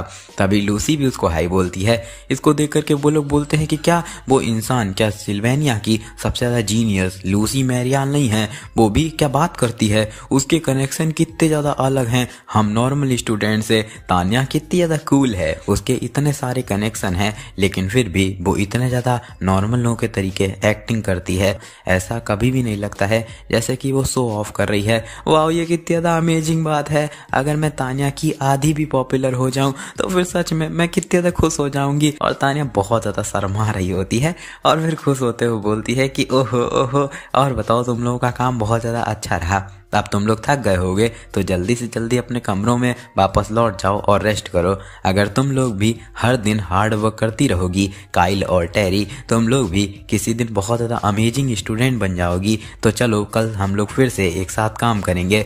इसको सुनकर के बच्चे बोलते हैं कि हाँ हम तुम्हारे साथ में काम करना चाहते हैं ताकि हम लोग तुम्हारे जितने टैलेंटेड और गर्वशाली हो पाएँ। तभी तान्या गेट बंद करके अंदर आ जाती है और बोलती है कि हाँ ये कितनी ज़्यादा अजीब बात है, ऐसा लग रहा है जैसे कि एकेडमी के अंदर में मेरी पोजीशन बढ़ गई है और बहुत ज़्यादा, वो भी कुछ ही दिनों के अंदर में। लेकिन मैंने कुछ भी ज़्यादा चीज़ करी ही नहीं है। अगर मैं कोई एक चीज़ पॉइंट आउट करूं तो फिर मुझे ये अच्छा ट्रीटमेंट इस वजह से मिल रहा है क्योंकि मैं एडी की छोटी बहन हूं, है ना? मैं उसको एक कचड़े के तरीके समझती थी लेकिन अब मैं खुद को कचड़े के तरीके देख पा रही हूँ। आखिर ऐसा क्यों हो रहा है? तभी पीछे से लाइट आती है, गेट खुलता है और एक बंदा बोलता है कि तुमसे मिलकर के अच्छा लगा तान्या। दूसरा बोलता है कि मैं आपको देख करके बहुत ज़्यादा खुश हूँ कि आप हेल्दी हैं। तान्या बोलती है कि क्या केडेक्स नॉक्स पिता ने बहुत ज़्यादा अच्छा काम किया है कि ये तुम दोनों लोग हो। इस पे वो बंदा बोलता है कि मैंने सुना कि आप स्कूल में बहुत ज़्यादा हार्ड वर्क कर रही हैं, तो मेरे हिसाब से हम लोग अब आपकी मदद कर पाएंगे। मैं जल्दी से जल्दी जा करके सेज के सील्ड ग्रूमियर के मार्केट प्राइस को देख करके आऊँगा। उसके बाद मैं ट्रेडिंग कंपनी में भी बात करके आऊँगा जिससे कि नेगोशिएशन आसानी से जाए। इसको सुन करके तान्या बोलती है कि थैंक यू केडेक्स। और नॉक्स बोलता है कि जब आप अपनी पढ़ाई पर फोकस कर रही होंगी तो फिर मैं आपकी मदद करूँगी काउंसिल प्रेसिडेंट इलेक्शन के बारे में, क्योंकि मैंने सुना है प्रिंसेस फोनिया इलेक्शन भी खड़ी होने वाली हैं, तो फिर मैं उनके बारे में सभी की सभी इन्फॉर्मेशन जमा। तभी तान्या उसको बीच में रोकते हुए बोलती है कि नहीं, मेरे हिसाब से नॉक्स ये ठीक रहेगा क्योंकि आज सुबह ही एक नई खबर आई है कि प्रिंसेस फोनिया अब इलेक्शन में नहीं खड़ी हो रही हैं। सीन सिर्फ होकर के दिखा जाता है। एडी बोलता है क्या? इसको सुनकर के जेनिका बोलती है कि हाँ आज मैंने इंपीरियल सेक्रेटरी के द्वारा एक अनाउंसमेंट को सुना इंपीरियल डॉर्मेट्री में, उसी के साथ में सभी लोग इस बारे में बात कर रहे थे। इसको सुनकर के एडी बोलता है कि लेकिन फिर भी ये सिर्फ और सिर्फ एक अनाउंसमेंट ही है, तो फिर मेरे हिसाब से ये चीज़ चेंज हो सकती है ना? और अपने मन में बोलता है कि फोर्थ एक्ट का फाइनल बॉस क्रैपिन रोड टेलर, वो अपने परफेक्ट काम की वजह से सभी लोग उसको बहुत ज़्यादा दयालु पैट्रिया समझते हैं रोड टेलर फैमिली का, लेकिन सिर्फ और सिर्फ प्रिंसेस फोनिया ही है जो कि उसके डार्क साइड को पकड़ेगी। वो इंसान जो कि एकेडमी उसी के साथ में इंपीरियल फैमिली दोनों में ही बहुत ज़्यादा ताकतवर है और सबसे ज़्यादा भरोसेमंद साथी बनेगी जो कि आगे जा कर के क्रैपिन के खिलाफ लड़ेगी। यही चीज़ स्टोरी में होनी चाहिए थी, लेकिन फिर भी क्या वो सच में प्रेसिडेंटल इलेक्शन में नहीं जाने वाली है? आखिर इसका मतलब क्या है? तभी एकदम से जेनिका आती है, बहुत ज़्यादा क्यूट सा चेहरा बनाती है और बोलती है कि अब मुझे धीमे धीमे फीलिंग्स आ रही हैं। इसको सुनकर के एडी बोलता है कि हाँ, तो जेनिका बोलती है कि अब मुझे फीलिंग्स आ रही हैं कि तुम फिर से बिना सोचे समझे रेकलेसली कुछ करने की कोशिश करोगे। इस पे एडी बोलता है कि आप है उसके बारे में। तो जेनिका बोलती है कि अब मैं तुम्हें चोट लगते हुए नहीं देख सकती हूँ, तुम्हारा खून निकलते हुए। तुम ऐसी चीज़ें करते हो जो कि मुझे पता ही नहीं होती हैं। तुम पहले से ही बहुत सारी चीज़ें झेल रहे हो, तो फिर अपने लिए चीज़ों को और ज़्यादा मुश्किल बनाना बंद करो। चाहे तुम जो भी करने की कोशिश कर रहे हो, मैं तुम्हारी मदद करूंगी एडी। इसको सुनकर के एडी बोलता है कि सच बताऊं तो फिर मेरे हिसाब से मैं सोच रहा हूँ कि ये बहुत ज़्यादा अच्छी चीज़ रहेगी कि प्रिंसेस फोनिया वो स्टूडेंट काउंसिल प्रेसिडेंट बने। इसको सुनकर के जेनिका थोड़ा सा चौंक जाती है और बोलती है कि ये बहुत ज़्यादा सरप्राइजिंग चीज़ है। प्रिंसेस फोनिया वो तुम्हारे लिए बहुत ज़्यादा मतलबी थी और तानिया तुम्हारी खुद की बहन है, तो मैंने सोचा था कि तुम उसको सपोर्ट करोगे, लेकिन फिर भी प्रिंसेस ने खुद ब खुद कहा है कि वो इलेक्शन में नहीं जाना चाहती हैं, तो फिर हम लोग क्या ही कर सकते हैं। ये अच्छी बात रहेगी कि हम लोग को एटलीस्ट रीजन तो पता ही हो। तभी वहाँ पर जिक्स आता है और बोलता है कि यहाँ पर कई सारी नज़रें हैं, तुम ऐसे दिन के उजाले में अय्यासियाँ नहीं कर सकते हो। तो इसको देख करके वो दो लोग बोलते हैं जिक्स, और जिक्स बोलता है कि सॉरी, मैंने तुम लोगों को तुम्हारे प्यार भरे टाइम में इंटरप्ट कर दिया, लेकिन मुझे पता है वो रीजन जिस वजह से प्रिंसेस फोनिया इलेक्शन में नहीं लड़ रही हैं। इसको सुन करके जेनिका बोलती है कि हे, आखिर तुम्हारा मतलब क्या है? अय्यासी और अच्छा समय तुम जैसा सोच रहे हो वैसा कुछ भी नहीं है। तो जिक्स बोलता है कि वो एक अल्फा बुल्फ के तरीके है जिसने कि अपने कॉन्फिडेंट को खो दिया है क्योंकि उसने एक गलत चॉइस कर दी, इस वजह से उसका कॉन्फिडेंट मर चुका है। तो फिर अल्फा बुल्फ चाहे जो भी हो जाए, भले ही उसके सामने एक इंसान तीर लेकर के भी खड़ा क्यों ना हो, लेकिन फिर भी प्रिंसेस फोनिया कोई भी रिएक्शन नहीं दिखाएगी। इस समय पर प्रिंसेस फोनिया की आंखें कुछ ऐसी ही दिख रही हैं, ऐसे जैसे कि उसने अपने अंदर अपने सेल्फ कॉन्फिडेंट को खो दिया है और कुछ भी कर नहीं सकती है। एनीवे सॉरी, मैंने तुम लोगों को इंटरप्ट किया, तो अब मैं यहाँ से जा रहा हूँ। जिस वजह से जो चीज़ तुम लोग कर रहे थे आराम से उसको कंटिन्यू कर सकते हो। और मैंने सुना कि कल बारिश होने वाली है, तो यहाँ से निकलने से पहले अपने दिमाग में ये चीज़ रखना। एडी बोलता है कि तुम इंटरप्ट नहीं कर रहे थे, लेकिन थैंक यू, और अपने मन में बोलता है कि जिक्स के सेंसेस वो किसी नॉर्मल इंसान के 5 सेंसेस से बहुत ज़्यादा अच्छे हैं। इसका मतलब ये है कि उसके इंस्टिंक्ट बहुत ज़्यादा अच्छे हैं। तो फिर सबसे ज़्यादा बेकार पॉसिबिलिटी ये हो सकती है कि प्रिंसेस फोनिया वो सभी के सभी अपनी बुरी भावना रोड टेलर फैमिली के खिलाफ भूल जाए। तो अब मुझे आखिर क्या करना चाहिए? तभी जेनिका बोलती है कि ये तो बहुत ज़्यादा अच्छी बात है। इसको सुनकर के एडी थोड़ा सा चौंक जाता है और जेनिका बोलती है कि अगर बारिश होने लगेगी तो फिर सबसे ज़्यादा अच्छा एनवायरनमेंट रहेगा वाटर स्पिरिट के साथ में ट्रेनिंग करने का, और अगर हम लोग समुंदर के पास रहेंगे तो ये और भी ज़्यादा अच्छा रहेगा। तो चलो मिड रैंक स्पिरिट के लिए ट्रेनिंग करने के लिए नॉर्दर्न क्लिफ पर कल मिलते हैं जब हम लोगों की एलिमेंटल स्टडीड क्लास ख़त्म हो जाएगी। तो एडी पहले शांत होता है, फिर स्माइल करने लगता है और बोलता है कि थैंक यू, और अपने मन में बोलता है कि चलो हम जो चीज़ कर सकते हैं वही करते हैं। तभी दिखा जाता है लूसी, जिसके की नाक पर थोड़ी नमी महसूस होती है। इसको देख करके वो बोलती है कि क्या बारिश होने वाली है? तभी वो कुछ महसूस करती है और उतर करके नीचे आग जला देती है और फिर से लेट जाती है। तभी वहाँ पर एडी आता है और देखता है आग जल रही है और अपने मन में बोलता है कि ये फाइनली स्प्रिंग आ चुकी हैं, लेकिन कल बरसात होने वाली है तो फिर बाहर जाना थोड़ा सा मुश्किल होगा। जब बारिश की बूंदें लूसी की बॉडी पर गिरती हैं तो वो बहुत ज़्यादा डिप्रेस हो जाती है। अगर बारिश होने वाली है, सीन शिफ्ट हो जाता है, बारिश होने लगती है। एडी बोलता है कि अगर बारिश होगी तो फिर मैं आशा करता हूँ ये जल्दी से जल्दी निकल जाए, और नॉर्दर्न क्लिफ पर पहुँच जाता है और बोलता है कि तो ये जगह कुछ ऐसी दिखती है। तभी वहाँ पर मग आता है और बोलता है कि ये मेरा पहली बार है कि मैं नॉर्दर्न कोस्ट में आया हूँ। ये सच में बहुत अच्छी पहाड़ी है, यहाँ पर कोई भी इंसान नहीं है, तो इसका मतलब ये है कि यहाँ पर ज़्यादा लोग आते भी नहीं हैं, और उसी के साथ में ये जगह उस जगह से बहुत ज़्यादा दूर भी है, लेकिन फिर भी ये सबसे ज़्यादा अच्छी जगह है वाटर स्पिरिट फार्मूला को ट्रेन करने की।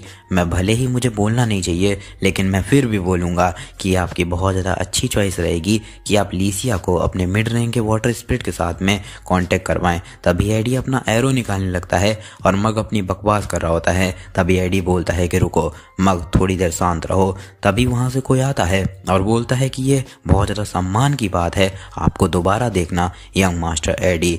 The 4th act final scene Crappin Rod Taylor का दिखना। तभी उस समय पर मिडल बॉसेस केडेक्स और नॉक्स होंगे, वो बेसल्स जो कि रोड टेलर फैमिली के लिए हर एक डार्क काम करते हैं, वो बूढ़े आदमी जिन्होंने अपनी पूरी जिंदगी भर रोड टेलर फैमिली के लिए काम किया, केडेक्स और नॉक्स। क्रैफिन के भरोसेमंद सबॉर्डिनेट जो कि कई सारे बैटल से गुजरे हैं और अब आर्केन आइसलैंड में आ चुके हैं। वो लोग मेरा चेहरा देख करके खुश हो सकते हैं, लेकिन मैं घंटा भी नहीं हूँ। वो लोग आगे बढ़ते हैं और बोलते हैं कि आपसे मिलकर के अच्छा लगा यंग मास्टर एडी। इसको सुनकर के एडी बोलता है कि तुम लोग अभी भी मुझे यंग मास्टर बोल रहे हो, भले ही मुझे फैमिली से बाहर निकाल दिया गया है, लेकिन मुझे एटलीस्ट तुम्हें थैंक बोलना चाहिए। इस पे केडेक्स बोलता है कि मैंने आपके बारे में सुना यंग मास्टर एडी, हम लोग क्रेफिन के ऑर्डर पर यहाँ पर आए हैं और हमारा गोल है आपको ख़त्म करना यंग मास्टर एडी। लेकिन फिर भी हम लोग ये मना करते हैं और एडी के सामने झुक जाते हैं और बोलते हैं कि सभी के सभी सर्वेंट आपके खिलाफ बहुत ज़्यादा बुरी फीलिंग रखते हैं यंग मास्टर एडी, इसी वजह से हम लोग आपको मारने के लिए यहाँ पर आए थे इस डैगर का यूज करके, जो कि डेडली कर्ड से बंधा हुआ है। आप एक इनोसेंट से बच्चे से मेंशन के दूसरे रूलर बन गए थे, तो इस वजह से हम लोगों ने उसको मारने की कोशिश करी, उस यंग मास्टर को जो कि मेंशन पर रूल करता था। लेकिन जैसे जैसे हमने आगे एकेडमी में आपकी ज़िंदगी को इन्वेस्टिगेट किया तो हम लोग को समझ में आया कि आप पहले से बदल चुके हैं और ज़्यादा मैच्योर हो चुके हैं। तो फिर अब हम लोग को ये रियलाइज हो चुका है कि आप दोबारा से एक सच्चे हायर के रूप में वापस आ चुके हैं। मैं हर एक चीज़ क्रेफिन को पूरे तरीके से समझा दूंगा, प्लीज़ हम लोग के हायर बनिए और रोड टेलर की फैमिली का सम्मान वापस से इस दुनिया में लेकर के आइए। प्लीज़ हमारी फैमिली के हायर यानी कि उत्तराधिकारी बन जाइए। एडी एकदम शांत हो जाता है और बोलता है कि हे, नौटंकी करना बंद करो, मुझे बकवास बातें बिल्कुल भी पसंद नहीं है। तभी वो दोनों हंसना स्टार्ट कर देते हैं और बोलते हैं कि हा सच में यंग मास्टर एडी, अब आप बदल चुके हैं और बड़े हो चुके हैं, और आगे बढ़ करके अटैक करने लगते हैं। बताया जाता है केडेक्स द ईगल नाइट जो कि विंड स्वॉर्ड का यूज करता है, एडी उसके अटैक को डॉज करता है, तभी दूसरा वाला भी अटैक कर देता है। बताया जाता है नॉक्स द बियर नाइट जो कि फ्लेम मैजिक का यूज करता है, एडी उसके भी अटैक को डॉज करता है और 2 एरो को छोड़ देता है, जिसको कि वो लोग आसानी से रोक देते हैं। और बताया जाता है कि ये लोग हैं जो कि रोड टेलर फैमिली के लिए हर एक डार्क काम करते हैं। नॉक्स बोलता है कि यंग मास्टर एडी, क्या आपको मेलियाना याद है, वो छोटी सी बच्ची जिसने कि अपनी आंखों को खो दिया था सिर्फ और सिर्फ क्योंकि आप उसके साथ में खेल रहे थे, वो मेरी बेटी थी, और अटैक करता है। एडी बोलता है कि अब तुमने इसके बारे में मेंशन किया है, अच्छा तो ऐसा हुआ था, लेकिन बदला हमेशा ही खाली होता है नॉक्स, मैं जानता हूँ बदले का अंत कैसा होता है, पूरे तरीके से खालीपन। नॉक्स आगे बढ़ के अटैक करता है और बोलता है कि लेकिन फिर भी ये आपके ऊपर मायने नहीं रखता है यंग मास्टर। इसको सुनकर के एडी बोलता है कि हाँ ये भी बात सही है। पीछे से केडेक्स बोलता है कि सच में तुम बड़े हो गए हो, लेकिन फिर भी नॉक्स के जो भी अटैक हैं उनको डॉज करना इम्पॉसिबल है। तुम अच्छे तरीके से डॉज कर रहे हो, लेकिन अगर गलती से भी एक हिट लग गया तो फिर तुम बहुत ज़्यादा बुरे तरीके से इंजर्ड हो जाओगे। जो एरो का तुम यूज कर रहे हो वो तुम्हारे लिए मुश्किल बन रही है, इसी वजह से तुम्हें अटैक डॉज करने के लिए बहुत ज़्यादा लंबे लंबे स्टेप लेने पड़ रहे हैं। इस वजह से तुम आसपास की जगह को देख ही नहीं रहे हो। दिखाया जाता है वो क्लिफ के एकदम लास्ट में आ जाता है और नॉक्स बोलता है कि अब तुम्हारे पास में भागने की कोई भी जगह नहीं है। एडी बोलता है कि हाँ मुझे पता है। तभी पीछे से एकदम से एक चाकू आता है और उसके लग जाता है। इसको देख करके केडेक्स बहुत तेज से चिल्लाता है नॉक्स और अपने मन में बोलता है कि क्या ऐसा हो सकता है, क्या टेलीकिनेटिक मैजिक? नहीं नहीं नहीं, ये स्पिरिट समनिंग है। पहले तो बेसिक डिफेंस मैजिक का यूज करके उसके अटैक को रोकना, उसके बाद में उसको अंदर की तरफ मिलाना और उसी समय के अंदर में इन सभी चीज़ों को तैयार करना। एडी बोलता है कि मग तुरंत ही वहाँ पर ब्लास्ट कर देता है। इसको देख करके केडेक्स चौंक जाता है और बोलता है कि नॉक्स क्या हो गया। तभी उस धुएं के अंदर से 2 और अटैक आते हैं, जिसमें से एक उसके पैर पे लगता है, दूसरा वो डॉज कर लेता है और अपने मन में बोलता है कि आखिर तुम एक्सप्लोजन के अंदर से अटैक कैसे कर सकते हो। एडी ने अपनी ब्लेसिंग ऑफ फायर का यूज कर लिया होता है। केडेक्स बोलता है कि तुम पागल कहेंगे, आखिर तुम ऐसा कैसे कर पा रहे हो, लेकिन फिर भी तुमने जब मुझ पर अटैक किया था तो फिर मेरी लोअर बॉडी पर नहीं बल्कि मेरे वाइटल पॉइंट्स पर अटैक करना चाहिए था। अगली बार से ऐसा ही करना जैसे कि मैं करने वाला हूँ। लेकिन ऑफ कोर्स यहाँ पर कोई भी अगली बार आने ही नहीं वाला है और कई सारे अटैक करता है। सामने धुआं हो जाता है। एडी नॉक्स को नीचे रखता है। इसको देख करके केडेक्स बोलता है कि ऐसा लगता है कि तुमने नॉक्स को एक शील्ड के तरीके यूज किया ताकि तुम्हारे वाइटल पॉइंट पर अटैक ना लगे, लेकिन फिर भी अब ये खत्म हो चुका है और दोबारा से अटैक करने के लिए बढ़ता है। तब तक पीछे से एक लॉयन जैसा स्पिरिट आ जाता है। इसको देख करके केडेक्स अपने मन में बोलता है कि क्या ऐसा हो सकता है कि इवन वहाँ पर भी, और दिखाया जाता है वो जो स्पिरिट होता है वो लीसिया होता है, ल्यूटिनेंट वाटर स्पिरिट। वो जा करके नॉक्स के चेहरे पर कवर हो जाता है और उसकी सांस को रोकने लगता है, जिससे उसका चाकू गिर पड़ता है। वो अपने मन में बोलता है कि मैं सांस नहीं ले पा रहा हूँ। तब तक पीछे से नॉक्स उस चाकू को पकड़ता है और एडी के ऊपर अटैक करने के लिए बढ़ जाता है। और बताया जाता है कि इतने ज़्यादा गहरे घाव लगने के बाद में भी कोई इंसान आसानी से अपने होश को खो देगा लेकिन द बियर नाइट, जो कि अपने आप पर इस वजह से गर्व करता है क्योंकि उसने कई सारी चीज़ें देखी हैं और एक्सपीरियंस करी हैं, तो बैटलफील्ड में ऐसी चीज़ें हो सकती हैं। इस वजह से वो उस समय पर भी होश में रहा और ये चीज़ रोड टेलर ने भी बिल्कुल भी एक्सपेक्ट नहीं करी थी और वो अटैक करता है। लेकिन एक और अनएक्सपेक्टेड चीज़ होती है क्योंकि वहाँ पर तुमको याद ही है मेरिल्डा के साथ में अपने एडी ने कांटेक्ट बना करके रखा है। इस वजह से जैसे ही उस पर अचानक से अटैक होता है तुरंत ही एक बहुत ज़्यादा खतरनाक हवा का प्रेशर नॉक्स को दोबारा से वापस लगता है, जिससे नॉक्स की हालत पूरे तरीके से ख़राब हो जाती है और फिर सभी चीज़ें शांत होती हैं। दिखाया जाता है एडी आसानी से खड़ा होता है और वहाँ पर उसके एकदम नाक के पास में चाकू होता है। बिल्कुल शांति हो जाती है और फिर नॉक्स वहीं पर गिर पड़ता है। केडेक्स भी वो एकदम गिर पड़ता है। उन दोनों की हालत पूरे तरीके से ख़राब होती है। एडी बोलता है कि हाँ, फिर नॉक्स बोलता है कि क्या ये कुछ ज़्यादा ही और रहेगा कि मैं तुमसे कहूँ एक और अटैक करके सारी चीज़ें ख़त्म कर दो। एडी बोलता है कि वेल, जो शब्द तुम कह रहे हो वो मुझे कहना चाहिए।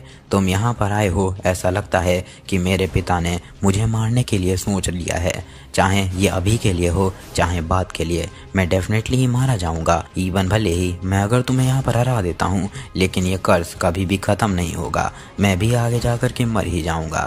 वैसे ये तुम्हारे अंदर कुछ भी नहीं, बस एक खाली भावना को छोड़ेगा, लेकिन फिर भी ये तुम्हारे लिए मीनिंगलेस नहीं है। तो एटलीस्ट तुम अपना बदला तो वापस पूरा कर ही पाओगे। तो फिर ये तुम्हारा एक छोटा सा गिफ्ट है, क्योंकि तुम हमेशा ही रोड टेलर फैमिली के लिए इतना लॉयल बन करके रहे। और उसके हाथ में चाकू को पकड़ा करके अपने पेट में खुद ही चाकू को घुसवा लेता है और इससे उसकी हालत बहुत ज़्यादा ख़राब हो जाती है।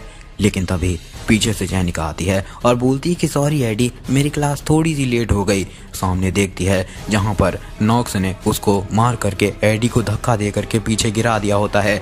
पीछे से जेनिका पड़ती है कि एडी, और एडी नीचे गिर रहा होता है। जेनिका जा करके हाथ पकड़ने की कोशिश करती है और बोलती है एडी एडी एडी, और शांत हो जाती है। फिर थोड़ी देर के लिए शांत रहती है। पीछे से नॉक्स अपने मन में बोलता है कि डैम इट, क्या एक विटनेस, डैम इट, लेकिन मेरी बॉडी इतनी ज़्यादा ताकतवर नहीं है कि अभी इसको ख़त्म कर पाए। लेकिन तभी सामने वो एक चीज़ देखता है और देख करके बोलता है कि आखिर ये क्या चीज़ है। राइटर बोलता है कि द वियर नाइट, जो कि खुद पर गर्व करता है कि उसने हर एक चीज़ को देखा और एक्सपीरियंस किया है कि कोई भी चीज़ बैटलफील्ड में हो सकती है, लेकिन अभी उसने कोई ऐसी चीज़ देखी जो कि वो कभी भी इमेजिन नहीं कर सकता है। एक हायर टायर का हाई लेवल का स्पिरिट, जो कि इस दुनिया में सिर्फ और सिर्फ हर एलिमेंट में एक ही हो सकता है एक टाइम पर।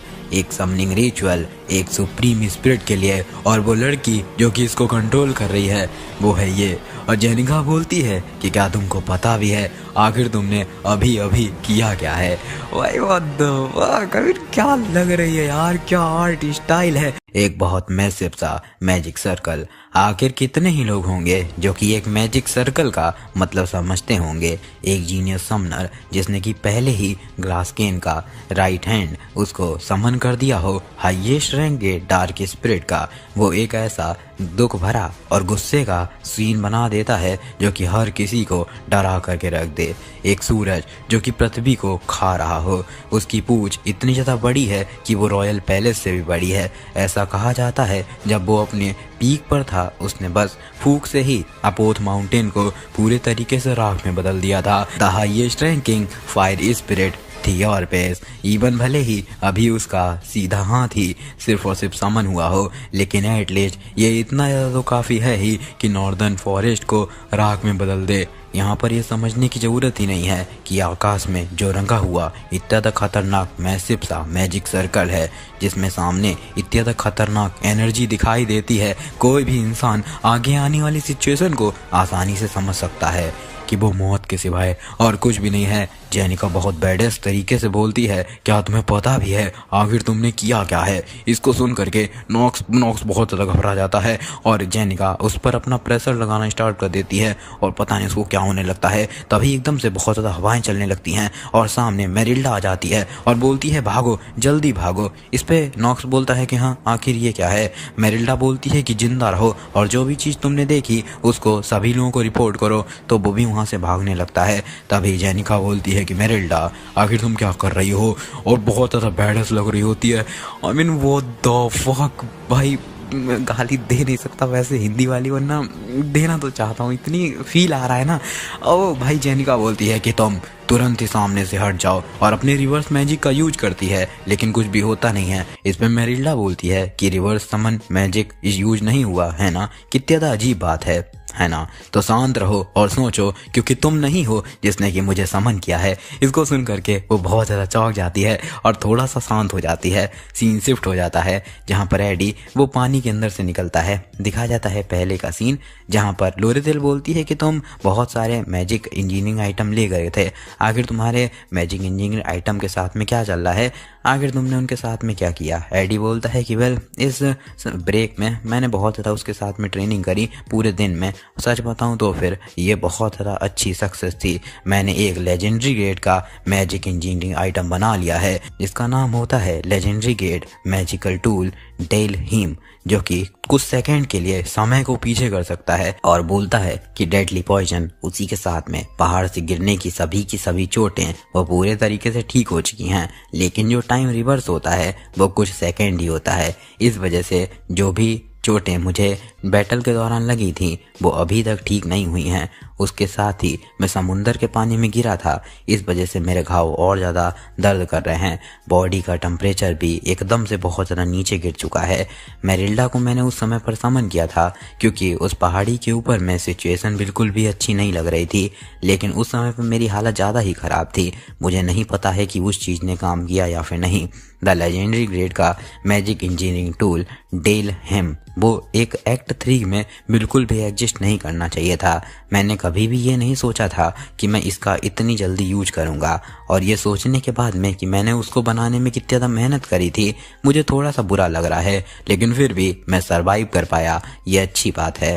क्रैपिन Root Taylor casualty confirming magic का बहुत ज़्यादा कैजुअली यूज नहीं कर सकता है। अगर मैं केडक्स और नॉक्स को मार करके सरवाइव कर देता तो फिर क्रैपिन अपनी कई सारी मैजिकल एनर्जी का यूज करके दोबारा से कैजुअलिटी कन्फर्मिंग मैजिक का यूज करता, जब तक कि उसे एक ऐसा फ्यूचर नहीं मिल जाता जहां पर मैं मर चुका हूं। इसी वजह से मुझे एटलीस्ट एक बार मरना बहुत ज़्यादा ज़रूरी था, लेकिन फिर भी मुझे नहीं पता है कि आखिर वो मुझे क्यों मारना चाहता है। लेकिन अगर वो एक ऐसा फ्यूचर देख पाता है जहां पर मैं मर चुका हूं तो फिर वो डेफिनेटली ही मुझ में अपना इंटरेस्ट खो देगा। ये बहुत ज़्यादा मुश्किल है किसी भी वेसल को आर्केन आइलैंड में बिना किसी रीजन के भेजना, तो फिर सबसे ज़्यादा अच्छा रीजन ये हो सकता है तान्या की मदद करना उसके टास्क में। जैसे कि वो काउंसिल प्रेसिडेंट के इलेक्शन में बिजी है, उसी के साथ में सेज के सील्ड ग्रीम्योर के नेगोशिएशन में।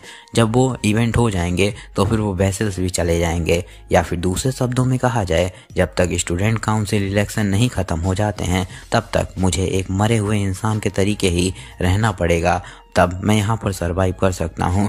तभी कुछ आग जैसी दिखती है और एडी बोलता है कि हाँ मेरी हालत बहुत ज़्यादा ख़राब है, लेकिन फिर भी ये बहुत ज़्यादा अच्छी बात है कि तुमने मुझे ढूंढ लिया, थैंक यू। तब तक एकदम से जेनिका आती है और उसको गले लगा लेती है और उसके ऊपर ब्लेड जाती है, और भाई कितना प्यारा सीन है। और एडी बोलता है कि मुझे लगता है कि मैंने तुम्हें दोबारा से चिंता में डाल दिया, मुझे माफ़ करना जेनिका। जेनिका रो रही होती है, एडी भी उसको गले लगा लेता है एकदम प्यार से, और गुफा के अंदर सीन दिखाया जाता है। और जेनिका बोलती है कि तो एडी तुम ये कह रहे हो जब तक इलेक्शन खत्म नहीं हो जाते हैं तब तक तुम छुप करके रहोगे, ये तुम्हारे लिए आगे के लिए एक एडवांटेज वाली बात होगी। तब तक कि मैं तुम्हारे लिए डेली जो भी चीज़ें होंगी उनको ले करके आऊँगी, तो ज़्यादा चिंता मत करना। तो एडी बोलता है कि हाँ मैं बहुत ज़्यादा खुश हूँ जेनिका, लेकिन फिर भी मेरे घाव थोड़ा सा दर्द हो रहे हैं। और वो एकदम चिपकी हुई होती है तो एकदम दूर हट जाती है और बोलती है कि सॉरी तुम्हें ऐसे पकड़ना मुझे बहुत ज़्यादा आराम दे रहा था, नहीं मुझे माफ़ करना, भूल जाओ जो भी मैंने अभी कहा। एडी बोलता है कि बरसात अभी भी हो रही है, उसी के साथ में यहाँ पर कई सारी चीज़ें हैं अभी भी करने के लिए। और राइटर बोलता है कि अगर कोई पूछे कि आखिर एक लेजी अपीयरेंस क्या होता है तो फिर लोग ये कहेंगे सिर्फ और सिर्फ कुछ ज़्यादा नहीं करना, यही होता है। लेकिन इस समय पर लूसी एक काम कर रही है, वो ये है इंतज़ार करना। बस अंतर ये है कि इस टाइम पे उसे बोर नहीं बल्कि कंफर्ट की फीलिंग आ रही है। केविन ओनर की डेली लाइफ वो बहुत ज़्यादा आसान है, जिसको तुम इमेजिन कर सकते हो आसानी से, जैसे कि घास में अलग अलग चीज़ें ढूंढना, कैंप फायर को चेक करना, उसी के साथ में अपने ट्रैप्स को देखना और इधर उधर जा करके लॉन्ड्री का काम करना, अगर कोई टूल बेकार हो गया है तो उसको ठीक करना और उसके बाद में वापस घर में आना, और लूसी जो कि कैबिन में है उसको ग्रीटिंग करना। एडी की जिंदगी बहुत ज़्यादा बदलने वाली और इवेंटफुल है, लेकिन फिर भी रात में वो यहीं इस कैबिन में आकर के ख़त्म होती है। और उसके बाद में वो रात में लैंप जलाता है, अपनी डेस्क पर मैजिक की किताबें पढ़ना स्टार्ट कर देता है और तब वहीं पर बगल में ही सो जाता है। जब बारिश हो रही हो और आग जल रही हो, उसकी क्रैकलिंग की आवाज़ सुन करके उसी के साथ में वो आवाज़ की एडी बुक के पन्ने पलट रहा है, वो बहुत ज़्यादा अच्छी रहती है। ये बहुत ज़्यादा अजीब सी स्मेल है, क्या खून की सुगंध, ये कितनी ज़्यादा बेकार है। और इमेजिन करने लगती है जैसे कि एडी उससे बोल रहा हो कि तुमने बहुत अच्छे तरीके से घर का ख्याल रखा, थैंक यू इसके लिए। तभी वो एकदम से आंखें खोलती है और उड़ने लगती है और पूछती है कि आखिर तुम लोग कौन हो। वहाँ पर दिखाया जाता है नॉक्स और केडेक्स होते हैं। नॉक्स बोलता है कि मैं नॉक्स हूँ, रोथ टेलर फैमिली का एक वेसल, मेरी मदद करो, मैं बहुत ज़्यादा सीरियसली इंजर्ड हूँ। मैं फॉरेस्ट में फिसल गया था और मेरे साथी पर एक वाइल्ड एनिमल ने अटैक कर दिया। लेकिन तभी लूसी बोलती है कि मैं तुम्हारी मदद करूँगी, लेकिन अगर तुम सच बोलोगे तो फिर मैं तुम्हें बचाऊँगी। आखिर वहाँ पर तुम क्या कर रहे थे? अगर नहीं बताओगे तो मैं तुम्हें ख़त्म कर दूँगी। बहुत ज़्यादा खतरनाक वो भी लगने लगती है। भाई एडी ने सब घोड़े लगा दिए हैं, तुम देख रहे हो, सभी वाइफूज अपनी पूरी ताकत का यूज करके रिवेंज लेने के लिए लग रही हैं। और दिखाया जाता है सीन शिफ्ट होकर के, यहाँ पर कोई इंसान उस चाकू को देखता है और बोलता है the mark of the deadly poison, एक हाईएस्ट ग्रेड का मार्क जो कि बहुत ज़्यादा मुश्किल में जीवन भर में देखा जाता है। ये ऐसा लगता है जैसे कि जब भी मैं ड्यूटी पर होता हूँ कोई ना कोई बेकार सा इंसिडेंट हो ही जाता है। यहाँ पर इस मार्क पर मैजिक के कोई भी ट्रेसेस नहीं है। इसका मतलब ये है कि ये पहले से ही यूज कर लिया गया है। और अगर उसके गिरने के टाइम को देखा जाए तो ऐसा है कि जैसे कि अगर हम लोग पूरे दिन भर भी इसको ढूंढेंगे तो फिर वो नहीं मिलने वाला है।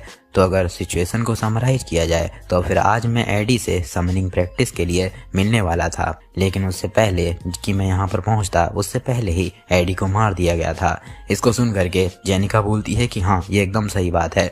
तो वो टीचर बोलता है कि ये बहुत ज़्यादा शॉकिंग बात होगी, लेकिन प्लीज़ सही से याद करो, तुमने सही से कल्प्रिट को देखा था? तो जेनिका बोलती है कि हाँ वो पक्का ही रोथ टेलर फैमिली के वेसल्स थे, केडेक्स और नॉक्स। तो टीचर बोलता है कि अच्छा, रोथ टेलर फैमिली के वेसल, मैं कल हेडमास्टर को ये चीज़ बता दूंगा। तभी सामने देखता है और बोलता है कि आखिर वो क्या है, आखिर वो स्टूडेंट यहाँ पर क्या कर रहा है। सामने से लूसी आ रही होती है और वहाँ से गायब होकर के एकदम से उनके बगल में आ जाती है। जेनिका बोलती है कि लूसी शांत रहो, चलो कैंप में चलते हैं, सारी बातचीत वहीं पर कर लेते हैं। लूसी बोलती है कि मैंने उन मर्डर को पकड़ लिया है, रोथ टेलर फैमिली के वेसल्स को, केडेक्स और नॉक्स को। और जा करके लूसी अपने मेन कैरेक्टर के बो को उठाती है, क्योंकि भाई लास्ट मरते समय उसने यही पकड़ा होता है, इस वजह से निशानी के रूप में शायद से ले जा रही हो। और पकड़ती है, बहुत ज़्यादा गुस्से में बहुत सारी एनर्जी को निकाल देती है। इसको देख करके वो लोग बहुत ज़्यादा घबरा जाते हैं और जेनिका बोलती है कि हम लोगों को लूसी को अभी अभी फॉलो करना पड़ेगा।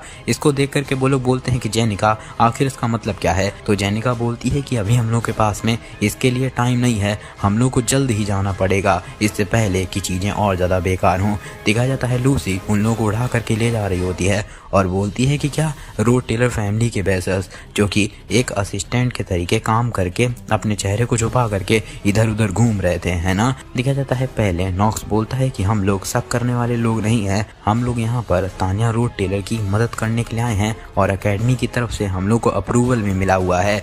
और लूसी बोलती है कि तान्या रोथ टेलर, है ना, और अटैक करती है, सामने खिड़की को तोड़ देती है और अंदर की तरफ में जाती है और बोलती है कि आखिर वो कहाँ पर है। आई भाई घोड़े लग गए, अब तानिया भी गई। अब देखो तानिया के साथ में क्या हो, अभी मजा आएगा ना वीडियो। कितनी गजब स्टोरी होती जा रही है भाई, लिटरली अभी सिर्फ 53 चैप्टर हुए हैं, मतलब 53, लेकिन ऐसा लग रहा है जैसे 100 की स्टोरी देख चुके हैं। इतनी गजब चल रही है ना स्टोरी भाई, मजेदार चल रहा है, एक्साइटमेंट ओपी ना भाई। देखो मैंने इतना लंबा टाइम लिया है तो देख रहा हूँ ना तुमको पूरा बढ़िया स्टोरी मिली कि नहीं।